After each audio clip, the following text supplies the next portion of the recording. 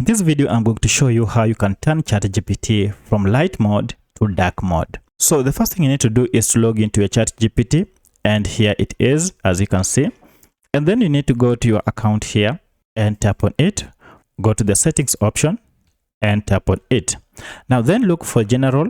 Make sure you are turned on, you are on general, and then look for theme. As you can see, the theme is here, and the current theme I have is light. So if you want to change this to dark mode, all you need to do is to tap on the drop down and then just tap on dark mode, and immediately you will have your dark mode turned on. So that's how you turn your ChatGPT app or interface from light mode to dark mode. If this video was helpful to you, kindly hit the like button and subscribe to this channel to support me. Thank you for watching, and let's meet in the next video.